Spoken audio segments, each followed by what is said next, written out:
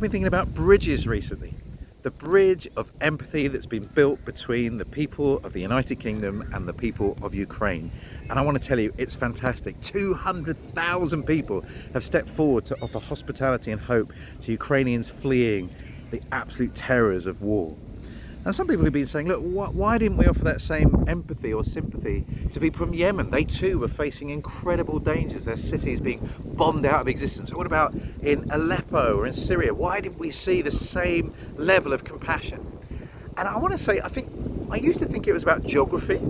And, Ukraine's only 3 hours away from the United Kingdom, and, an enemy like a Russian invasion 3 hours away from London, that is frightening. But I'm here in San Diego, and there's that same empathetic bridge that's been built between the United States and the people of Ukraine. I think another factor might be culture.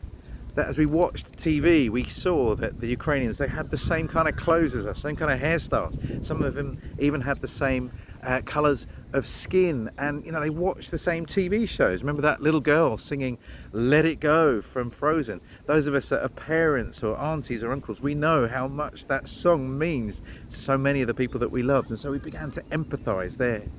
But some people say, oh, look, you're only willing to offer this kindness to people that look like you. That's racism, that's xenophobia. And people get a bit shirty and start telling people off. And I want to say, look, it's brilliant that this bridge of empathy has started with the Ukrainian people. Ukrainian people are different. They speak a different language. They have different cultures, different values. And we're still willing to offer sympathy and empathy. And it's great that it starts there. It doesn't need to finish there. We all need to start somewhere. I remember when my family was considering becoming a fostering family. I was a bit nervous about taking on teenagers. We'd had 3 children in 3 years. We had experience of babies, so that's where we started. We became baby foster carers and we loved it. But 15 years later, guess what? We are caring for teenagers too now.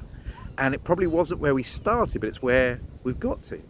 Maybe the same could happen with Ukraine. You start caring for the people of Ukraine, but gradually your empathy bridge is able to extend to include everybody that needs it. Let's cheer each other on, all of us that are stepping forward to help Ukraine. It's great that we're starting there. It doesn't have to be where it ends. Thank you.